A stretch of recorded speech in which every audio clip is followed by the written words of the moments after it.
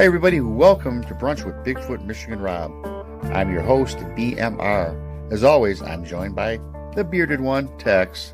If this is your first time here, please subscribe, give us a thumbs up, leave a comment, and don't forget to hit the alert bell. You can find us on Facebook at Texas Front Porch.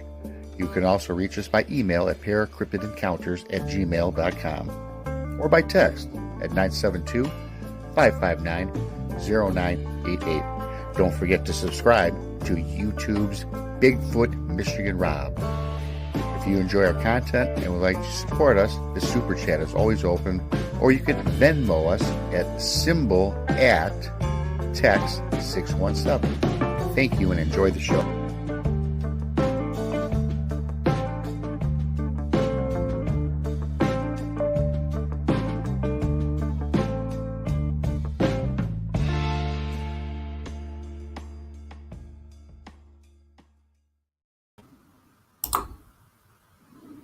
Hello, Tex.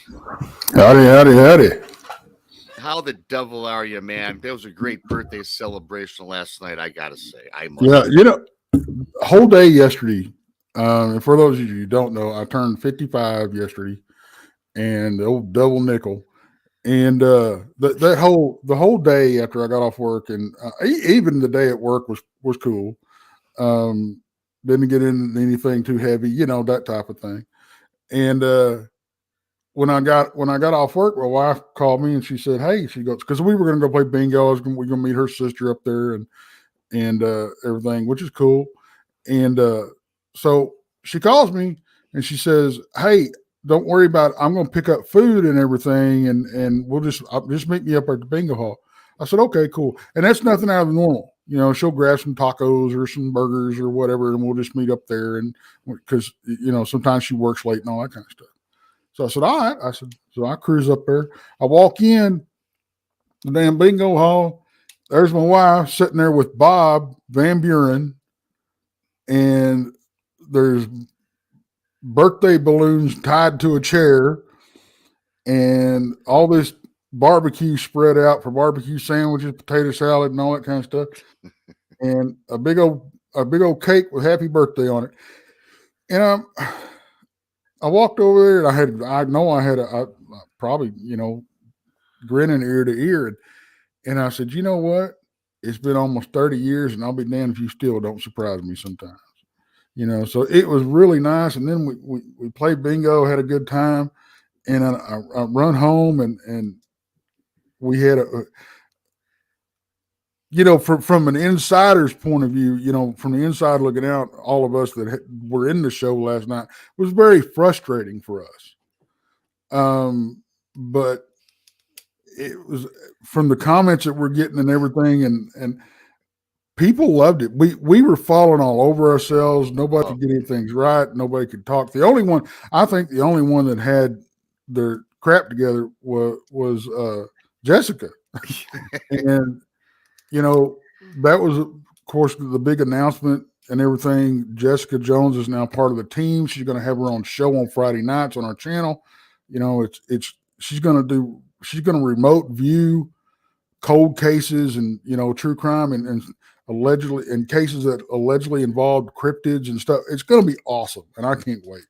But I think she was the only one out of all of us, because we had a whole crew on there, man. Yeah, we did, Tex. I was fumbling all over my feet. I couldn't speak. I couldn't enunciate. I looked kind of foolish. But you know what? As we were talking backstage with our guest, Gemma Jade, another fine gal, just like your wife, Tex, we can bring her up.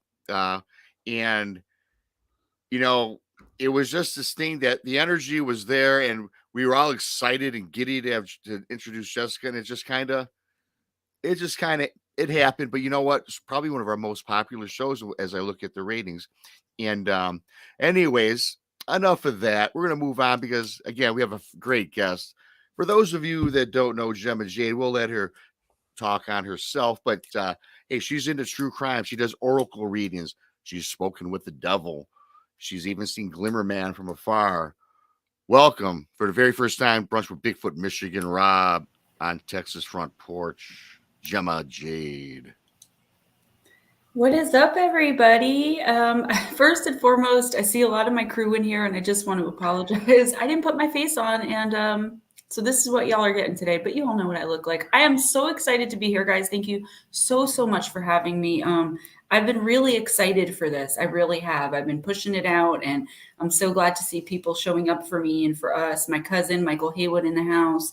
Um, and just yeah, I can't wait to get started. And again, happy belated to a fellow hashtag Pisces Squad member, Mr. Tex over here. Thank you, thank you. I'm really excited to have you on. It's one true crime is one of those things that I'm very I don't know if I'd call it passionate about. I guess you could almost call it passionate about, but I'm very into. And when you throw in the whole medium aspect of it, it's just which I don't have that gift, or if I do, it's dormant. I don't know, but that it's like you and Jessica. It just amazes me that you can look into that kind of stuff. So Right.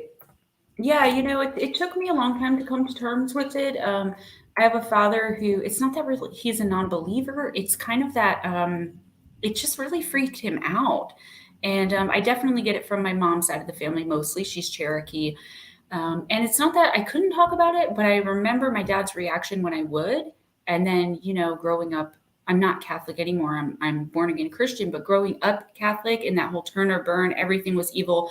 I really hated myself and I hated whoever gave me these curses. I went through a mm, rebellious phase in high school, and being a natural witch, going through a rebellious phase, people got hurt. And then I stopped altogether and I was like, I got to block this out. And then that did not do anything good for me.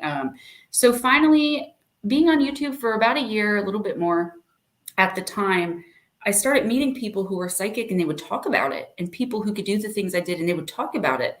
And finally, I was like, you know what? I'm coming out of the broom closet. This is it. And I told everybody, and I was welcomed into the community with open arms. And I've got to tell you how much better my life's gotten since I feel comfortable being me now. I don't feel like my abilities are curses anymore. I feel like it's a gift, and that's why I do everything I can to help people with the gift. Including the oracle readings and telling my stories so people know what to look for and how to react. I have clients that I help cleanse themselves in their homes, and it's all around good, man. The YouTube paranormal community, the true crime community is just amazing. And I grew up watching true crime. My mother is Miss Horror. She must have every action figure, shirt, movie that there possibly is from like the time movies started until now of horror movies. And I only watch Investigation Discovery and the small chance I get a chance to watch TV. So well, it's I've done a little bit of. I did a couple of things that we have. I wanted it to be a full series that I did, but I researched serial killers and then report on them and stuff like that. mhm. And I did two of them. I did one on Albert Fish, and then I did one on Oof. um, Gary Ridgway. And Ooh. I found that the research, when you can watch the movies, you can watch the documentaries, you can even like read a book or something, but or even listen to a report that somebody else does. But when you get to, I found that when you get into researching them and get deeper into it, it put me in a dark place. Oh my gosh, yeah. And it was, I mean, the one with Albert Fish. He when I found out what he was all about and what he'd done and all this kind of stuff, to me, now don't get me wrong, there's people out there, serial killers out there that's done just as bad stuff. I Oh, think as far as the individual, as far as doing it to the people that they kill. right. Okay, but when what he did to not only Grace Budd but her family afterwards. Yeah, I was never able to even do a video on him because I would literally get sick to my stomach. He's one Yeah, that I cannot. No. Yeah, and Mm-mm. then I was in a ask you too, Gemma, as Tex is bringing up a person with your abilities right in here, looking at these true crimes and other things that are maybe nefarious in nature. How much energy does that actually take out of your soul and your body? I mean, does that like drain you completely, like a battery that runs out on a flashlight? I mean, it's got to be stressful on yourself. I mean, researching does get a little bit hard sometimes. I have certain things that I do to kind of put up blocks so I don't end up, possibly remote viewing something that was done. Or, what takes the most energy out of me is not so much the research, but it's, I cannot watch the news. And this is why. If I'm watching the news and a missing 6-year-old comes up, and she's missing. But if she happens to be deceased, I'll get a visit from that missing 6-year-old. And then I know it. And that drains me emotionally because I'm not reaching out to cops and being like, hi, I'm a psychic. And this little, that drains me. Research, if I put up my blocks and my protections the right way and close myself off, no, it doesn't drain me as much. But if I weren't to do that, yes, because I could possibly remote view. Um, for instance, something Albert Fish did. And it's usually through the eyes of an outsider just watching, but still, I don't want to see that.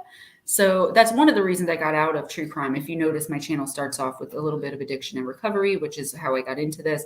And then it goes to true crime. And then all of a sudden, there's a sharp turn into the paranormal. And that's because true crime, I was getting too much information. And even with one case, I put something in there and the mother's like, hey, how did you know that? That's not public. And I was like, oh God, I must have picked that up somewhere. And then I had to explain to some detectives how I knew that. And then they didn't believe me. And it ended up being this whole thing when really I just put one sentence of information that the public hadn't known. And I didn't do it on purpose. I thought I had picked it up in research when really I had somehow remotely picked up this information about this young man.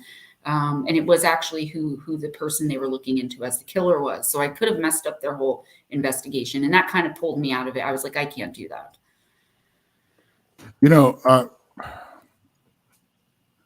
That's something else that I because I was kind of I don't know. I was poking around looking, at your channel and stuff, and I saw the addiction and recovery stuff, and I was, what happened there? What's that story, if you don't mind? No, I'll just tell a brief part of that. What happened, I think, to be honest with you, is blocking out spirit, blocking out visitations, blocking out what I know about people my entire life. I took a really bad turn at 30 into drugs, and it was the big H, and that was like the first drug I ever did. Oh, yeah. I was crazy with it. But then I got pregnant with my son and decided to get my life together. And that's when I turned to God. And that's when I finally decided to open myself back up because I couldn't block it out anymore. It was literally destroying me from the inside out. All of that pressure to, it's like trying to block the stuff out is like, my son said it really well. He said, it's like a constant pressure headache where you're trying to push things out, but they're trying to push in. And it's this constant pressure just surrounding your body all day long until finally it bursts. And I think that's what happened with me. I just said, I can't do this anymore. What can I do to get rid of it? And it really didn't go away in my addiction. It just got weirder because it kind of intermingled with the drugs. But I wanted to come on and I wanted to help people like me. But the thing is, YouTube uses a lot of censorship. And I knew it was going to come time where they were going to start censoring me. I had to take off a few videos. And I said, you know what else am I passionate about? What else can I do here? I started with the true crime, and then that happened. And I said, you know what? F this. I'm going to be who I am. I'm going to tell everyone about my abilities, and I'm going to offer to help. And my life has been on an incredible upswing ever since I did that. The people in this community are so accepting and loving. I consider a lot of people right in this chat right now family, and they accepted me with open arms. And it was the craziest thing because I honestly thought I would never take off if I was just honest about who I was. But it's a beautiful thing. I love this community. It's we talk about the community, and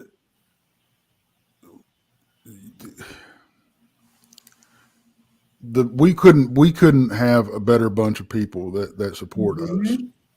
It's just, we're not a huge channel, but honestly, the quality of people that come in and support us Yes. and chat, it's just that's what makes it worth it to me, And I mean, everybody has to start somewhere. You guys are going to blow up. My channel's not really that big. You know what channel I'm Missing Persons and Mysteries. I write most of their stuff. A lot of people think Steve does because he narrates it. I write that content, and that's how my book came about. I know we're going to talk about that, but that's a huge channel, and they've worked really hard to get there. But you see some channels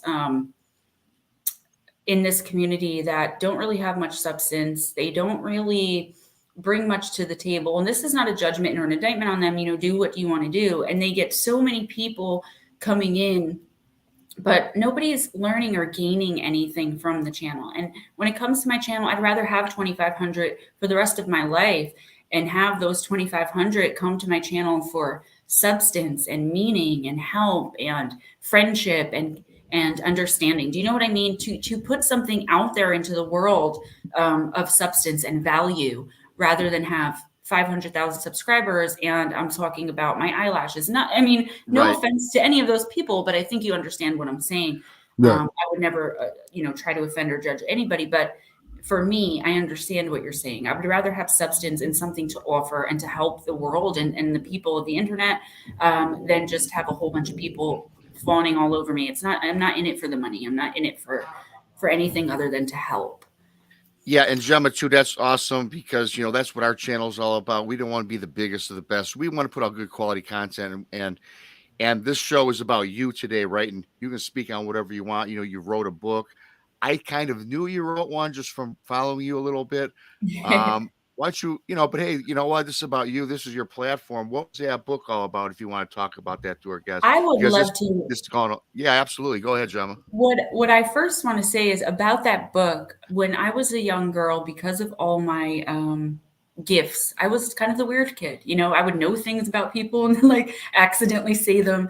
I was also that kid that would be like, "Hey, teacher, you forgot to collect our homework." I was that kid too. So not a lot of friends. Always my head in a book, always by myself. So when that book was published, I literally became what I wanted to be when I grew up. And it was my idea. My eyes are tearing up right now. It was such a big thing for me. I always wanted to be an author. That was what I wanted to be, a model or an author. So I went the other way, right? And so that came about writing for Missing Persons Mysteries. I was in the comments of that channel, and I had just started my true crime stuff. And I said to Steve Stockton, "Wow, based on your voice alone, you're probably the nicest guy on the internet." And he had said something back to me. And I guess he had went and looked at my channel and he liked what he saw. So he said, "Hey, why don't you start writing for MPNM? You can make a little bit of money." It was very little bit. He's like, "But you can open up to a bunch of other people." And I said, "Yeah, great." So I said, one of the first videos I wrote for them was a video of a theory that I had that I told Steve about the missing phenomenon stuff. We're not really allowed to say the missing with the numbers after it. It's like Okay. copyright now or something, just so you know. So I call it the missing phenomenon, right? Right. All the people missing in the woods throughout the world and vanishing under strange circumstances. So I had this idea that the Fae, which I know they're fairies and I have Fae blood and I've been to fairy portals. So I know what they are. I've seen them up close and personal. And I thought that maybe they might be responsible for a little bit of what's going on in the woods, a portion of it, mind you, because I think there's 50 things that are responsible, including humans, for that. And he's like, "You know what? You should write a script about that." So I wrote several scripts. It was their biggest videos at the time. And Steve's publisher, Beyond the Fray Publishing, said, "You need to write a book about this." And he's like, "Oh, I didn't write those. This woman did, Gemma Jade." And that's how I got my book contract. I just handed in a ghost stories, 101 scary real life ghost stories. We don't know what we're going to call it yet. Me and Steve wrote together, and I just started working on one called Shadow People Beyond the Sleep Paralysis Demon, which is another thing that I've dealt with my whole life, shadow people. But Missing the Fae Theory by Gemma Jade, that's what it's called, and it's available on Amazon on Kindle and paperback. It's basically me talking about not just how the Fae may be responsible not just that the Fae may be responsible, but how and why, and how we can protect ourselves when we're out there in the woods from specifically fairies. I talk about all the species, I talk about the legends, and I haven't even scratched the surface. There's probably going to be a few more books on that coming. But I talk about, all different types of fairies and all different, the parameters that were set by the original author of the missing phenomenon theory thing. I talk about how the Fae could be responsible in each parameter. So, like, for instance, the berry picking, the Fae usually own, as far as the woods go, the berry bushes, and they usually enchant them, and that's their food. So you could be being lured, or they could be angry that you stole their food. As far as the boulder fields, that's long been known to be where fairies come and go in their portals or underground. And it goes on and on. The inclement weather, you think about the elementals like the sprites who can cause rain and snow. And if they want, they don't have enough time to get you through the portal, what do? They'll throw up some bad weather and throw the searches off. Dogs, fairies can... the dog's not searching, the Fae can mess with the dog and make it, blind for a couple of minutes, or, jab it in its ear or hurt it to get it to sit down and stop, the scent. I mean, all of the parameters, every single one I can attribute to at least one kind of Fae, at most like 5 or 6. I talk about totems, elf on a shelf, these fairy gardens a lot of people are giving for their kids, specifically their little girls. Those are totems. Do I have fairy statues? Yes, I do, on my altar in my room, but I know how to protect myself. These things will bring the Fae in. Elf on a shelf will bring the Fae in. Though I would think it's cool if someone had a Gemma on the shelf. The elves will not find it cool, and they will not find it funny, and they will think that you're mocking them. They are extremely sensitive. They just, everything they feel is disrespect, because most of them hate humanity. So, we talk about a lot about where is it? Dadgummit, where the government actually builds roads around these boulder fields because they don't want to disturb the elves. Yes, and the other Fae that live in there too. A lot of them, I believe. Yeah. I don't have my research in front of me, and it's been a while, but I believe it's the pixies too. And a lot of the times when people go missing, even in the cities, like people that go ghost hunting in abandoned hospitals, abandoned institutions, goblins love to be on this side of the portal. They don't like to be in the fairy portals. They're very solitary. Ogres are just like Shrek is described, as far as being ugly and obese and stinky and filthy, but not friendly at all. But goblins specifically like to spend their time in abandoned institutions in the human realm. Why? Because they eat us, and they use our bones to make toys for their children, or it's horrible. It's not I always say the Disneyfied version of a fairy tale. It's really not. It's dangerous, it's terrifying, and it's just not something to mess around with. And I didn't even realize the extent of it until I started researching for that book. I knew it a little bit because, again, I had been lured. I had a troll infestation. I know that a lot of them are horrible, but again, I did not realize the extent. And now I really warn people, I really do, to do your research, and always carry little airplane bottles of alcohol, mainly whiskey, into the woods, and like some Jolly Ranchers, some sweets or something, so that if you accidentally run across something or offend something, you can just leave it, and they'll be appeased by that. Interesting. Oh, go ahead, Rob. Tex. No, Tex, you're fine. I'll let you roll. I got a few things lined up for her, so go ahead. No, okay. I do field research, and the place that I do most of my research, Brown Springs, Oklahoma, and I don't know if you've heard of it, but it is a very dark and notorious area. It's got a very dark history, and we experienced, we started out there, looking for Bigfoot, and because known to be in that area, but there's so much more there, and there's a lot of there's some ancient stuff there, right? And we've run into so much stuff that we're trying to separate it all, because what we're finding out is not all what we're seeing and not all what everybody else is seeing they think is Bigfoot out there is Bigfoot. Yes. I recently came across a friend of mine who channeled a Bigfoot, and then I also saw on a channel that I love to watch called Channeling Eric. One of the segments had channeled a Bigfoot, and for me, I've never been into cryptids. Just that I never came across them. I'm from Patterson, New Jersey. It's a concrete jungle. You know, we don't have woods, but where I live now, I literally live in the woods. I'm right next door to state protected land. Never been camping, been fishing once, you know, I'm a total city girl. But all of these new animals. But once I saw that Glimmer Man, and once I started meeting people like Bigfoot and even Steve Stockton and all the people in this community, I really started getting into cryptids too. I don't know a lot about them. But I do know that Bigfoot, this is what I believe, and the knowledge that I've gained from channeling and watching friends channel is that they're from the 7th or 9th dimension. But the reason that they come to the 3rd is because the energy, like the energy, the air is so much lighter here. And they like to show their kids our woods. But the problem is, would you take your kids out in the open in front of someone who wanted to shoot you instead of you? No. And until the consciousness shift of the collective, which I do believe is coming from 3D to 5D, probably in the next, I don't even know how many years. I may not even live to see it, but it is coming. And until that happens, and we all understand the energetic connection between us and every single thing on this planet, down to, you know, the tiniest little ant to, you know, the biggest whatever, they're not going to show themselves. And if they do, they're going to be scary. And of course, not all of them are nice, and not all of them are going to rip your face off. Some of them really are just there kind of vacationing in the 3rd dimension, if you can believe it. And that's kind of why they stay hidden, and they are dimensional shifters, which is why they're here one minute and gone the next, in my opinion. Yeah, you know, thanks for that, Gemma, because, you know, everybody's opinion matters, right? I mean, nobody's right, no one's wrong, there's no experts.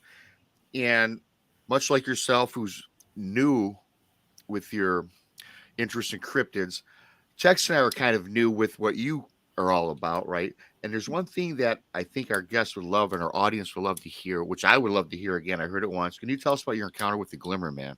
Oh, and yeah. What's that all about? For sure. Okay, so I came across the Glimmer Man by watching Missing Persons Mysteries, listening to Steve's account, the channel creator Bill Melder's account, and then just the subscriber stories. And I was so fascinated by it because Bigfoot, okay, you hear about Bigfoot all the time. There are a few other cryptids that you kind of hear about all the time. And I had no issue because I had no interest because I was not going to run into them in Patterson, New Jersey at the corner gas station, you know? So for me, Glimmer Man was interesting because I heard Steve Stockton ran into him in downtown Oregon, you know? So anyway, about a few months after I started watching the show and about a month after I'd started writing for them, I took my son, like I said, right next door to me is this state protected land. You can't build on it. There's a little parking area and then a huge grassy knoll. And then it leads into all of the hiking trails, which I have hiked one time. It's just a beautiful reservoir, bear caves. I mean, it is gorgeous. For northern New Jersey, it is gorgeous, right? But my son and I are sitting on this grassy knoll. Now, separating my backyard, which I have about 2.5 acres, from this state-built land is just a brook. The brook is on the side of my property, but it is what separates the two properties. So my son's like, let's go there. And he was about to turn 2 at the time. So he, you know, toddler babbled. I understood what he was saying, but he babbled, you know what I mean? So I said, okay, sure, we'll go over there. So I get a little soccer ball and I get a little picnic lunch and I put him in his wagon and we walk, you know, the 5 feet over to this little grassy knoll. I wasn't going to take him up into the woods, but I said, we can sit here. And the main road, I'm bad with distance, but I would say sometimes you'll hear me say 50, sometimes 100. I'd say 50 feet from the main road where we're sitting. And we're surrounded by these trees. There were no cars there. And so we're just sitting there playing. And I remember specifically saying to him, honey, do you want some fruit? Because I had made like a fruit salad. And he said yes. And then when I turned around to get it, all of a sudden I realized everything was quiet. And when you're in the woods or outside when everything goes quiet, there is an apex predator around. You are not the only predator around. Okay. That means something has scared off the other animals. Right. Okay. And that's really important. If you guys didn't know that when everything goes quiet, there is a predator around that is not you. All right. Because animals will still run around when you're there. So anyway, I'm like, what the heck? I turn around and I see my son just standing there stone still, staring up at one of these trees. And I'm like, honey, are you okay? And he started pointing and like taking these tiny little baby steps. And I'm like, what are you looking at, honey? And he starts doing this noise, that tongue clicking noise, that like that. So when I was teaching my son animal sounds around that time, a dog barks, a cat meows. What does an insect do? They don't make noises, but toddlers don't accept no as an answer. You guys probably know that. They want to know why. So finally I said, buggies do this. And I did the clicking noise just to get him to stop asking me what noise bugs make, ants and insects that don't make any noise. So he's doing that. And I'm like, oh, wow, that's weird. And I remember all the hair on the back of my neck standing up. And that's what always happens when I get a visitation. So my first thought was there's dead around here. There's a dead person. There's dead people. But then I realized that doesn't make the forest quiet. I mean, there weren't even cars passing by on the main road. The neighborhood dogs weren't barking. No chipmunks. The wind was not even blowing. Okay. And it was just a few minutes ago. So I'm like, something is off here, but I'm trying not to scare my son. So I shield my eyes and I'm looking up, scanning the tree line. And I see on the tree line, first of all, when I looked up, I realized my son had gone silent, but I was still hearing the clicking noise. I'm like, oh my God, it's coming from somewhere. I'll be damned if I didn't see shimmering in the light, this humanoid shaped figure. Now, my first thought was praying mantis. And I'll tell you why. Not because it was a praying mantis, because of the way it was crouched down, one arm up on the tree, and the other arm was beckoning with its finger to my son. I was like, holy shit, it's a glimmer man. Oh my God, it's a glimmer man. And I'm like, okay, Gemma, pretend you don't see it. And I'm like, honey, what do you see up there? Birdies? Are you looking at the birdies? And he's like, no, bad. And I'm like, oh my God. So I'm trying to snap him out of it. I'm like, RJ, he's not listening and he's still walking. So I'm like, oh my gosh. Finally, after a little while, and I mean, there's more to the story. This was like 2 years ago. I tell the encounter in multiple places, but that's the basics of it. I do remember that when I looked up, right even with where this thing's head was, it was making the clicking noise. The trees right at that spot going all around were moving as though the wind were blowing, but everything above and below it was still. That's how I knew too, something was there. You know what I mean? Just making it move. It's very hard to explain, and it does give me such a creep feeling, even to recount it now. So anyway, I finally snapped my son out of it. I'm looking at this thing while calling to my son. As soon as I snapped my son out of it, this thing's head, or what I thought to be its head, snapped towards me. And I just felt evil. I know what that feels like. I've met the devil. I've met a lot of bad spirits. I know what evil is. Okay. I've met a lot of evil people. It was like, I got in my head, like, I'll kill you. So I was like, oh my God. I said, RJ, let's go home. And he's like, yeah, home. And he was crying and holding onto my leg. I put him in his wagon. As soon as both of us turned our backs on this thing, first, all I could think was, please don't let it attack me from behind. Please don't let it attack me from behind. I'm 120 pounds. I'm 5'7". I wouldn't know how to fight this thing off, and you can't see it anyway. So we call it Glimmer Man because it glimmered and shimmered in the sun. Like when you see the heat rise off the asphalt on a hot summer day, that's what it looked like. So anyway, as soon as we both turned our backs, everything started up again. The chipmunks were suddenly running around out of the trees. The cars were passing. The dogs were barking. I was like, don't look back, don't look back. So we get home, and I always took my son for a walk during the nice weather. We don't have sidewalks where I live. I mean, it's extremely rural. I mean, middle of the woods. And I always have to pass that grassy knoll. I never took him over there again. Recently, I did once or twice, but I'm very creeped out. So as we're passing it for the next 7 months, every time we pass this tree, my son would point to the tree and whisper, Mama, there it is. And just Creepy. He does not remember it, thank God. But the thing is, I could see this tree from my bedroom window. I mean, that's how close it is to my house. So now, even out in my backyard, I don't take my eyes off him for a single second. And he's 3.5 now. Wow. And Blue Crossroads made a good point, and he and I have spoken about this so many times. He says it actually sounds more like echolocation with the rhythmic clicking. And that's kind of what I thought. I thought it was a kind of language, as though it were like talking to somebody else, or something else. I'm so used to dealing with the deceased and the dead that I always say he or she. It's like Bigfoot. I even refer to it as he. And that's just, I apologize for that. But That's I believe it was communicating with something else. And I believe there are many different types of glimmermen. I believe there's a government one, the government that are using cloaking technology to go and hunt these other things or God knows what else. And I believe that the one I saw was an extraterrestrial, just like the Predator from the Predator movie. And there's been reports that I'm currently investigating. I'm going to do a video on soon of glimmermen that are just walking through people's walls from the outside, putting their hands almost on, like, say, their head and curing their brain tumors and then walking back out. So now there are ones that are healing people. jeez, oh, jeez. Well, I guess if you've got a good side, you got a bad side, I guess. Yeah. And, Yeah. And again, we're 35 minutes into this and we're just warming up. And there's something that I've been infatuated with, Gemma, for a long time. And I'm glad you brought it up.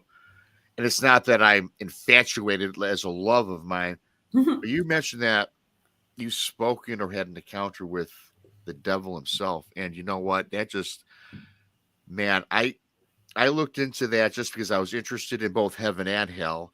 And I had to stop doing it because I would literally get nightmares. I too suffer from sleep paralysis, which again is another story, but I need to know the devil, when you had an encounter or spoke with him, whatever it is, why don't you elaborate on that? Because I'm really interested in that.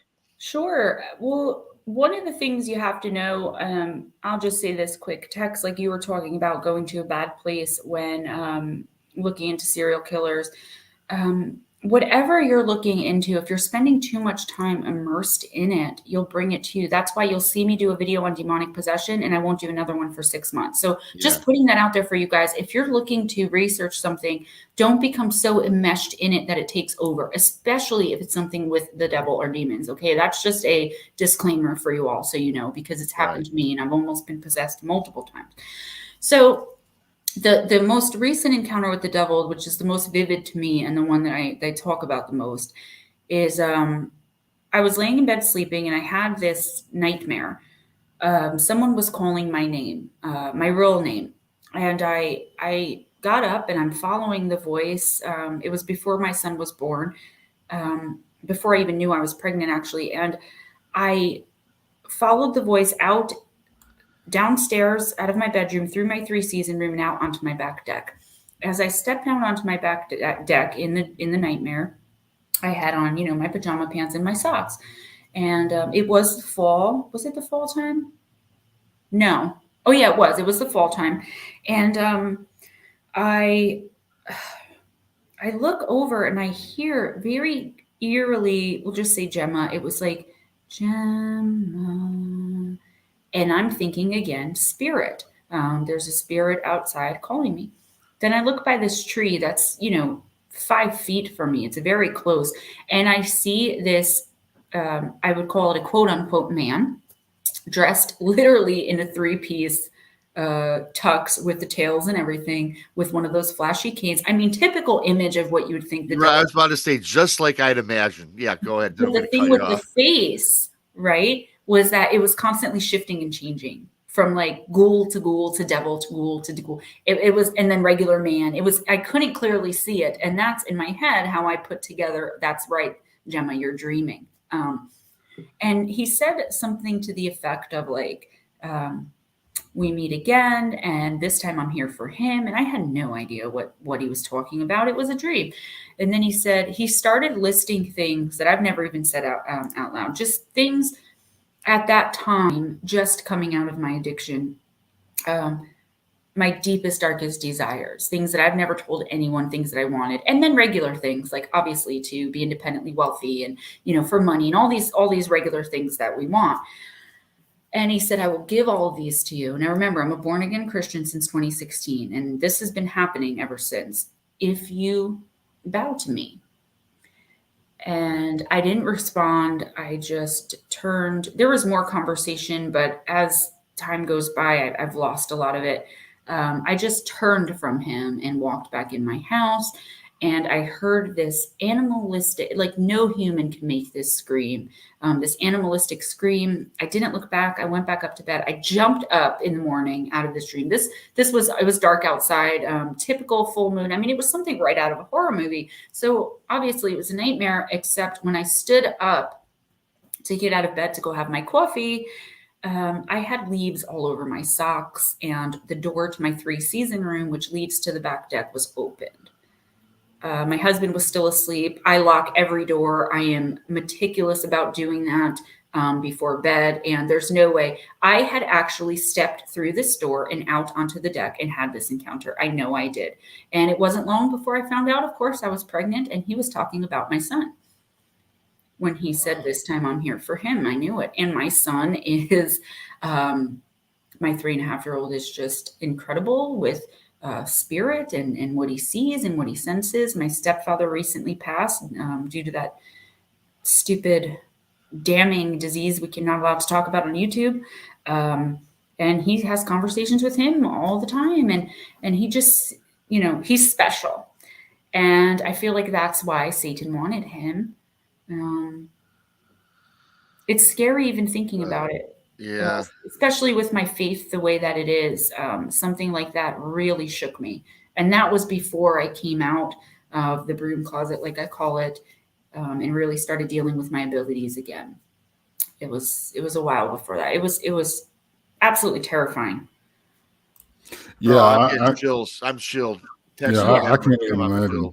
I mean, something, finding out that I think the nightmare that time, I think I could deal with that, but getting out of bed and finding that I'd actually went outside, that part would unnerve me to the core. Yeah. It's,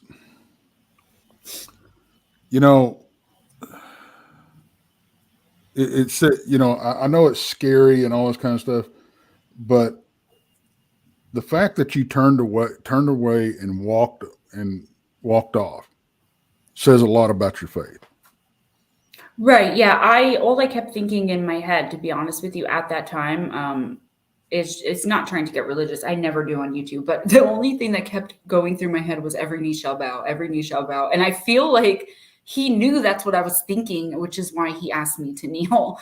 And honestly, that wasn't the scariest thing I've ever seen, I've come across in my life, but it was the scariest encounter because finding out, first of all, it does something to you when even an entity knows your deepest, darkest wants and desires. Some of them, we all have things that maybe we're a little bit shameful of, or we don't want other people knowing this stuff, and this thing knew like my innermost heart, my innermost mind. And that was the scariest thing of all for me personally, was the things that were coming out of its mouth. Right. Well, and it brings up a concern that I've had for a very long time as far as cryptids, or actually Bigfoot specifically, is concerned, and that's when people talk about mind speak with these creatures. And it's always been a concern of mine, and I've voiced it time and time again, and I've always said, and I'll say it again, I've got numerous very good friends that I respect the hell out of that claim to mind speak with these creatures. Right. But my concern is, could it be something pretending to be Bigfoot to get its foot in the door with these people? And that's a big concern the same thing when I hear people are channeling, or like you say, telepathically mind speaking with entities. That is a big concern. As a psychic, I usually know. As a psychic, I see people at their core. And I always say, and I love to say it, that if the world saw people the way I saw people, I see people from the inside out. Right. Okay. The word beauty would take on a whole different meaning and the world would be a much better place. Some of the more aesthetically beautiful people are the worst people on the inside. And I know that.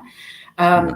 But being a psychic, I can tell even with entities, you have to be so careful. And I think you have a very valid concern and a very valid point. It makes so much sense because it's true.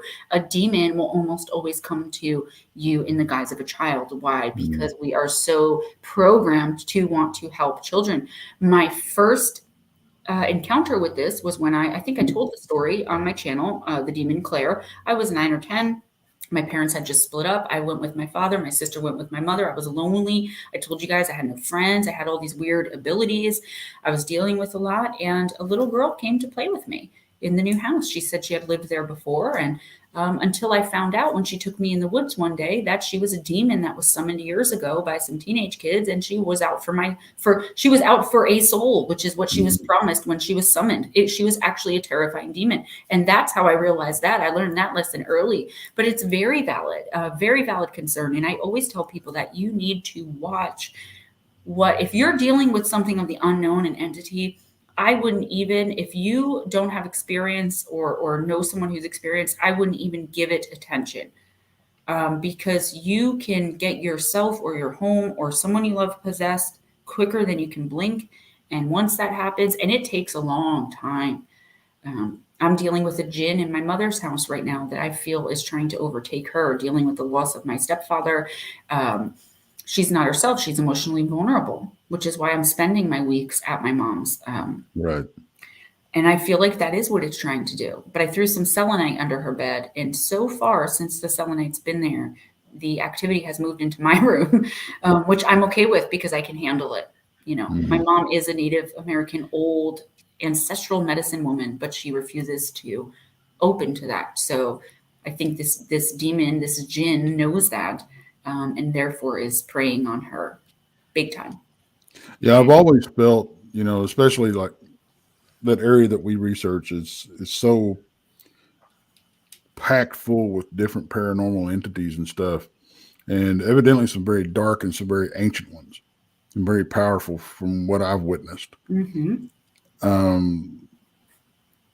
That when and people, especially in our circle, they want to go up and they want to have an experience, and that place very seldom disappoints. Yeah, be careful what you wish for, Right. But to me, it's always, I don't know, it's always, I feel like I should be the one that should go up there vulnerable out of a group because I feel like I can handle it better, and I don't want it messing with anybody else. Well, you definitely have abilities, Tex. I see them all over you. It's about being aware and whether or not you would want to get into them. You definitely have abilities. I know Chad Smith is anointed. He's a very old soul. I see it on a lot of people. And being a Pisces, you have at least a little bit, whether you have extra or not, but you do. And that's probably why you're compelled to do something like that, because you don't even realize that you do have the ability and the power to handle it better than someone who doesn't. That's awesome. Yeah, I've been told that I'm a sensitive. I don't know. I've always just called it gut feelings throughout my life, because it's like when I remember when I was a teenager, me and my two best friends, it went so far, I got spooky there for a while because we'd be getting ready to go out and stuff. I was like, guys, let's just stick around the house. We don't need to go out. And then something would happen. Yeah, you're an intuitive. So it's more than a gut feeling. Like I said, I can see it on you. So you definitely are an intuitive, and I'm not surprised that you would feel that way. That's I met Tex like a couple years ago, and I was just drawn to Tex for whatever reason. I was on his show, and he exudes energy that I'm happy to be a part of. And And I got to say real quick, I want to get into something real quick here, but it's weird because we mentioned sleep paralysis, Gemma, and Yes. ever since I got involved, as I told you, we spoke the other day at length, and I had a traumatic Bigfoot encounter, right? So, and we'll leave it at that for now. Everyone's heard my story, and I know I gave you the background on that. Yes. Now, it'll be 4 years, August 8th, June 15th of 2018. I had an encounter. Now I started researching all of this. So now I've been having what I guess is sleep paralysis, and maybe you can help me because I talk to everybody that has an intuition into this. I will sit in a chair in my home, usually late at night, usually after I've watched some creepy or researching some subject, and I will see a black mist come down my hallway. And I'm looking at it, and I'm awake. I'm not sleeping, I don't believe, because I know I'm staring at my television. I know I'm awake. Mm-hmm. And it starts circling around my chair at the bottom, the base of my chair. And I'm petrified. Now, my eyes are open. I can't move. My head is looking straight, like at the TV, but I can move my eyes and I can see what's going on, but I can't yell out. I can't scream. I can't move. And then, you know, I believe in a higher power, whether it's God or something else. I do believe, because I do believe there's something out there. Right. So what I did is and again, not a real religious guy. I'm Catholic. So I just started saying, Lord Jesus compels you to go, something like that. Yep. And then it left. And I'm not going to say that I woke up because I was up, but I got out of that zone. It scared me. It's happening like 6 times in the last 3 years. It hasn't happened, though, in probably about 7 or 8 months, because I did speak to another person, and I burnt incense. I rubbed my windows with things in my doorways, because I thought at the time was an evil entity. And now I'm discovering that perhaps it wasn't even a demon, but maybe it was an alien encounter. I just like your take on that moving forward, because I tell you what, I don't scare easy, but I stopped watching creepy movies. We mentioned the devil. I don't even like to talk about the devil before I go to bed, because I get scared that I'm going to open up myself to him, and I don't want that. And I'm a guy that we used to watch that stuff all the time. So I just want to know, did this only happen to you once? No, this has happened, in, as I said, June 15th, 2018. I had my encounter. It's happened like 6 times since then. It hasn't happened in probably the last 6 or 8 months. Okay, the first thing I want to say is whether you're religious or not, and I've caught some flack for saying this, but I don't care because I know that it's true. Whether you're religious or not, even if you're in a paralysis state, with sleep paralysis specifically, if you start to just think the Lord's Prayer, they will go away. Why? I have no idea. Right. Now, with shadow people, they could be anything we don't know. I have a case right now, a client where she messed around with a Ouija board, and a shadow person came through, and the shadow person thinks she's a shadow person. And I've also seen this on an episode of one of my favorite shows where this happened, where the shadow person is trying to pull her through walls. The shadow person is it's going to end up eventually accidentally killing her if we don't get her some help, because it thinks she's a shadow person and wants her to come home and do shadow people stuff. It's wondering why she's doing human things. How does this happen? I don't know. In your specific case, yes, very much extraterrestrial. And the problem with that is I haven't yet found enough definitive research to explain why some extraterrestrials come through as shadow people. I have a trio of them who have been visiting me since I was little, who I thought were shadow people I was telepathically communicating with. But shadow people don't work that way.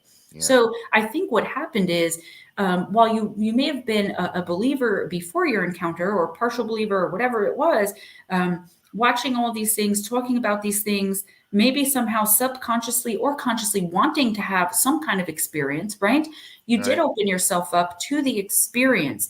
And that's the thing. When you open yourself up to one thing, you bring in all kinds of different things. So even if you're opening yourself up to a Bigfoot, you still have to open up. Otherwise, you won't see it. So the fact that you've opened yourself up, you opened yourself up to anything and everything that wants to come through.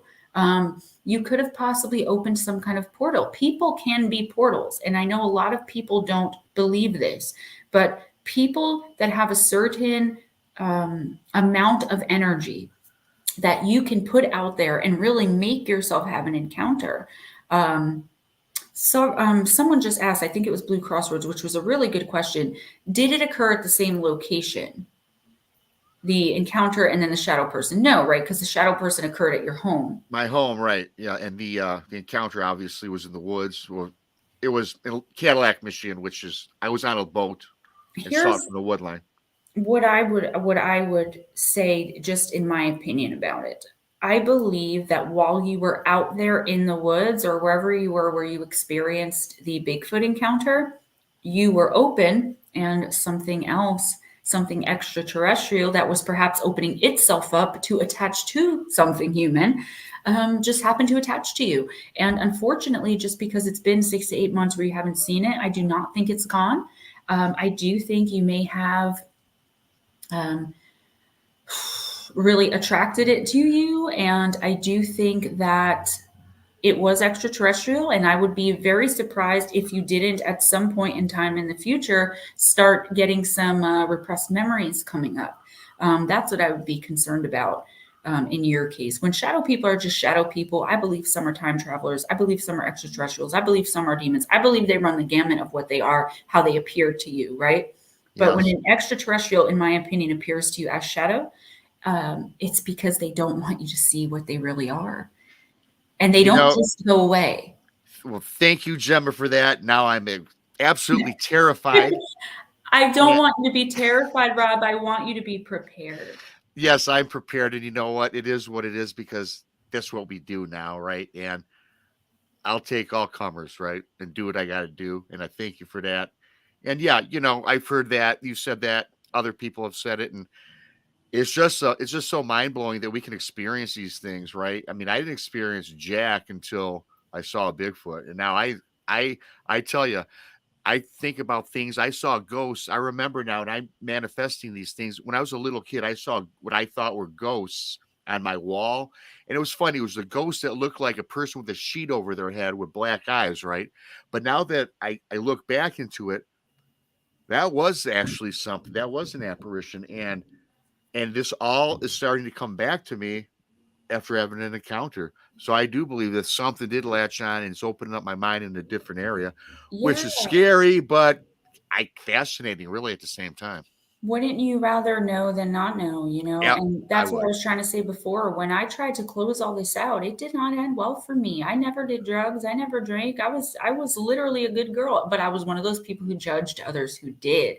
And I believe that was my karma to take on.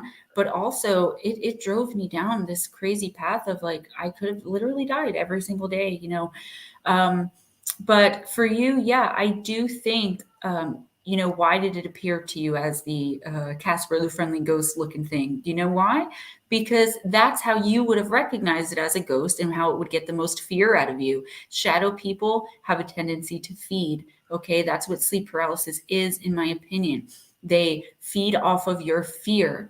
They feed off of, when you're walking around throughout the day thinking about it and getting scared, don't think they're not lurking somewhere. That's why you're drained of energy after a sleep paralysis episode. It's not because your sleep was interrupted. It's because they fed off of you. Yeah.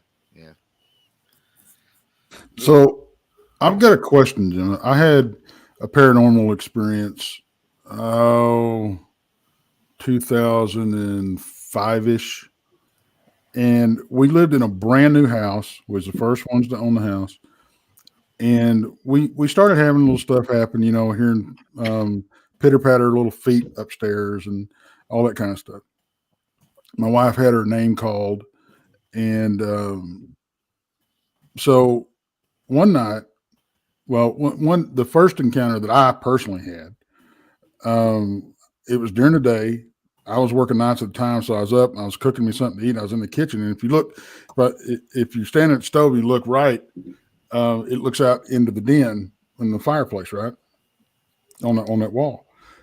And something just I caught something out of the corner of my eye, and I looked over, and there was a figure of a man wearing a big cowboy hat with a rifle crooked over his arm, wearing a long saddle coat with one leg kicked up on beside the fireplace, just leaning there. And I looked at him for a few seconds, and he didn't like blink. He was gone. It was just like kind of a faded out. I was gonna say like a slow fade. Yeah, and just kind of whoosh, and he was gone. But I never got any bad feelings. We never got any bad feelings throughout this whole thing. It was more of a protective like feeling, is the way everybody described it.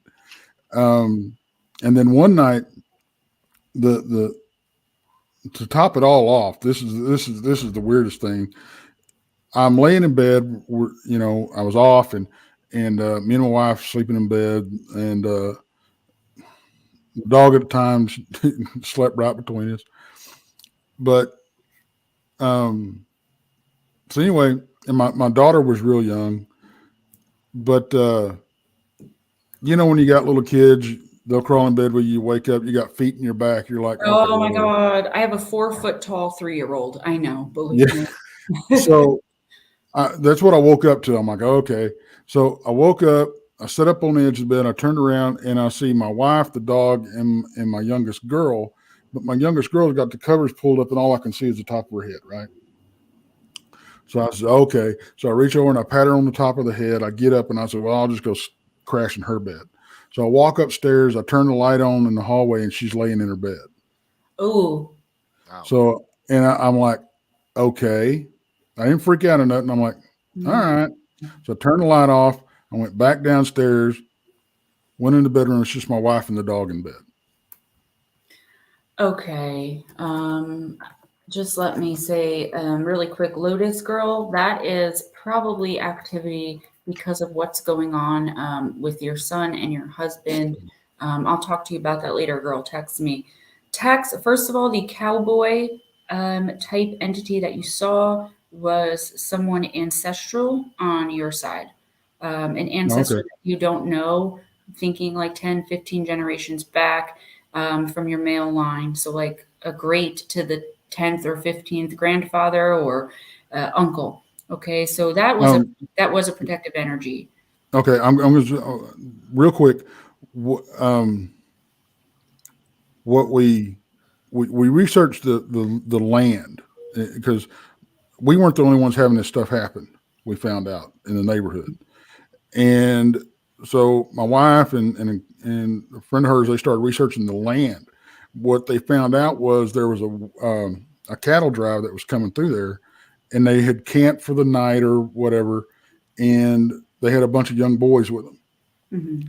And a war party came through and just massacred every one of them. Oh my gosh. So that's what we ended up finding out what happened. So, but anyway, go ahead. No, wow, that's crazy.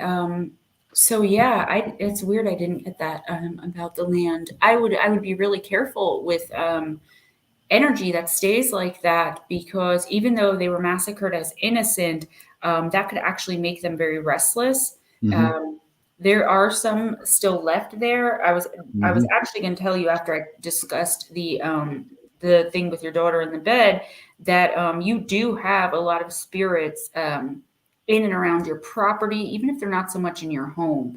And I would just be really careful, because sometimes they can accidentally harm you. They're trying to get attention from you, especially you. I told you you're an intuitive, so you have the light. Even though you're not a psychic medium, your intuition could open you up, and they can see that. So imagine being deceased for 200 years and nobody notices you, and then you realize someone can. You are going to haunt literally the crap out of that person, and that's what happens with psychics and mediums. So the cowboy was an ancestor of yours, so that's a protective energy. It could even be one of your guides. Our guides are usually ancestors.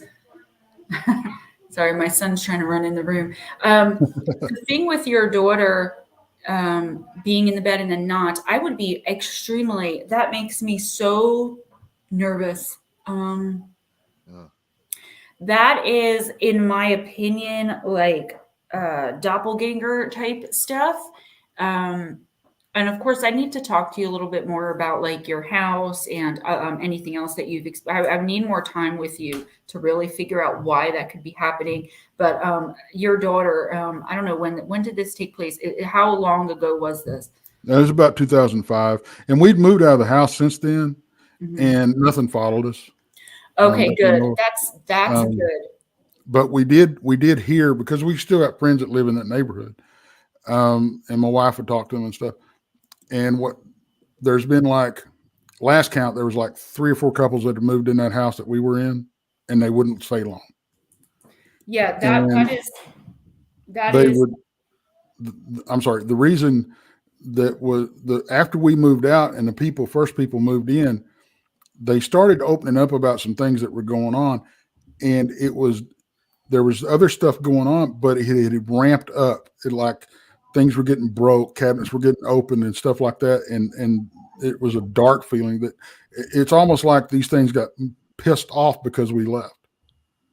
Yeah, but because they couldn't make an attachment, probably because you did have the ancestor there, or just because of your energy. When I look at you, there's like just so much light, and your aura is like so bright. And usually, when that happens, with like kind of like the gilded edge, is what I call it. And that's just how I see it. Everyone sees them differently. I just want to put that out there. People say this color aura means this color. No, everybody who sees auras connects a different color. So for me, it's the gilded edge with the sensitives and the intuitives. But that's probably because you had that ancestral guide there to help you, because doppelganger is extremely dangerous. They are, in my opinion, and I'm actually researching them now for a video on my channel. My opinion is they're very demonic, and they're there, not demonic like they're demons. I shouldn't have said it that way. They're very, very evil in the fact that they are spirits who were terrible in life and for one reason or another did not cross over, and they are looking for another body to jump into, and they will. And the person they usually turn into as the doppelganger is the person they're looking to. For whatever reason, you are very blessed, lucky, whatever you want to call it, that they were not able to make that attachment to your daughter, and you were able to get out relatively safely. Reopening up to all of this after years and years and years of having it shut down, I'm still relearning some things, you know. But I'm constantly in a state of research or hanging out with my son. There's like 2 things I do. That's it. Research, work, hang out with my son. 3 things. And, you know, the time that I have, though, is dedicated to learning about the experiences that the people that I counsel, my clients, my friends, you know, going on interviews, how I can help them. You know what I mean? Right. Yeah, that's what I was put here for, to help people. And I know that now. It's not a curse, it's a gift, and I'm okay. Yeah, that's awesome. Honestly, that's what, you know, really kicked off when I started this channel by myself. That was really the forefront in it, was to give people really with cryptid encounters, because I could relate. Because my first encounter, I don't know if you know, my first encounter was when I was 16. It was a dog man. So after dealing with all that and then doing the Bigfoot research and having encounters there, I felt like people needed a platform or an outlet that they could go to, because a lot of them can't talk to anybody, not even family, about what happened. And it's like, I don't, and I always try to stress, I don't want you to be on the show. If you want to, that's fine. But even if you don't, I'm just going to give you an ear to bend, you know? Right. Yeah, that's kind of the premise of our show. And that's why we do what we do today. And it, you know, it's funny because it manifests around having an encounter. I had a traumatic encounter. I speak on it, and I want people to know that I'm there to help them. Gemma, what I love about you is you're a blessing, because you open up to people and you help people, right? And you're doing wonders. That's what we try to do on our show, and that's the people that we are attracted to, and that's the people we have on our shows, quite frankly. And I appreciate you coming on today. And I thank you so much. I believe that you guys really are, and that's why I said eventually. I mean, I have 2 channels right now I can barely keep up with, but but eventually I want to bring people on. I think giving people the platform, you don't have to even be an experiencer. Chad Right. Smith podcast, he's not an experiencer. He wants to be, but he's not. Just giving people the platform and the time, people like myself. There he is, Chad Smith. To be able to tell our stories and put the help out there. And I'll tell people I do intuitive oracle readings. If you want to email me, the email for that is moonbearoracle. If one of my friends could drop it in the chat there. And that's my other channel, Moon Bear Oracle. It's a new channel. I intuitively read once a month for each sign, and I talk about crystals and herbs and all that kind of stuff. RJ, be quiet. And then I have the Gemma Jade channel, where I cover true crime, paranormal, extraterrestrial. I mean, everything and anything. If you bring me your own encounters, I will put those on there in a listener encounter series. And if you need something, if you have an encounter you don't understand, if you need information about what could be going on with you, just hit me up. I'm always willing to help. So many people, believe it or not, have my phone number because I text with them, because I get up close and personal. I want to do what my mission here to do is, and that's to help people. That's outstanding, Gemma. We're going to actually tie it up with that. I'm glad that you put out where we can find you. If you have anything else, add that. And Gemma, you just asked someone to drop your link, and this is a great, and I'm glad you said that, because last night on our show ending, we want people that are in our chat to be moderators to drop links of our fantastic guests and shows that we are proud to represent, right? So Tex and I can do it, but I'm just so all over the place. I'm not that skilled with that. So we're looking for a mods that can drop links and that can soft sell our show, like the super chats and everything else and what's going on. So please contact me or Tex so we can get that set up. And again, in closing, we have I got to bring some people up here. I've been Lynn Wallington, Rebellious UFO. She promotes our show 7 days a week on her morning show. It's 8:00 Eastern Standard Time in the morning. So she has a great show that she puts out the lineups for YouTube, which is great. So she promos us. She's amazing. We drop that link in our community tab every morning, so you can catch that show. So catch her. Chad Smith podcast, man. I met this guy. He lives in Michigan. We're gonna hook up one day. I love it. Go check out his show too. There's a plethora of shows. He is amazing as well. He is one of my very, very close friends. Guys, I just want to say one more thing, if you let me. Go. On weekends, Saturday and Sunday nights from 11 p.m. to 2 a.m. Eastern Time, I am on Spaced Out Radio with Big Willie Townsend and John Hudson. The three of us now, it's just three of us again, on Saturday and Sunday nights doing the after hour show. So if you guys want to come in there, and again, my channel is Gemma Jade and Moon Oracle. Guys, thank you so much. And that's all I have to say. You can find my book on Amazon, Missing the Fae Theory. And thank you for that, Gemma. And speaking of Dave Scott Spaced Out Radio, I will be on there for the fifth or sixth time. I'm doing the cryptid. I'm doing the cryptid report tonight for Duke Sullivan. I'm the fill-in guy for when he can't make it, and I love doing that. I'll probably be on about 2 a.m. If you guys are up, check me out. But anyway, check out Dave Scott Spaced Out Radio. Even though he does not need the pub, I love that guy. Subscribe to his channel. Watch it. It comes on 12 in the East, 9 in Pacific time. And next week, we've got a great show. We've got on Texas Front Porch on Monday, 6:30 Central. We've got Doug Hazardcheck. I believe that's how you say it. And he is the creator of Monster Quest. And that's going to be Monday. And then back here on Brunch with Bigfoot Michigan Rob, we're going to have Ken Gerhard, who's a researcher and a big time out there in the field. And of course, Jason is I'm always forget Jason's name. It's a brand new show. Text. It's Jason Mclean. Jason Mclean questions everything. Thank you. That's an awesome show that comes on 10 o'clock at night in the East. And we're adding Jessica Jones. She'll be having her show in the next couple of weeks. So I welcome her. Everybody, thank you very much for coming on. Everybody, subscribe to Gemma Jade. You will find it very fascinating. She does a great job. I love her. I'm glad we had her on. We're going to do this again, Gemma. Oh, I can't wait real soon. And happy St. Pat's, everyone, from half Irish girl to all you Irish people out there, too. in Yeah, lobby I hours. got my green bandana on. See that? That's why I did Nice. that, you know. Very cool. Guys, thank you so much for having me. Sincerely. It was so nice meeting you face to face. And let's do this again real soon, okay? Oh, no, We dude. will. No We'll be doubt. in touch. You know that. Thank you very Yes, much. I've got to jump off. I got my little guy here. Yep, that's Okay. what I figured. Thank you. Thanks a lot, guys. Bye-bye, All right. everybody. Bye-bye. Thanks for coming in. Enzo, it has to do with that. Text me. Bye-bye, guys. All right, later. Well, guys, y'all be sure and hit that thumbs up. Give us, subscribe. Leave a comment. Not just to us.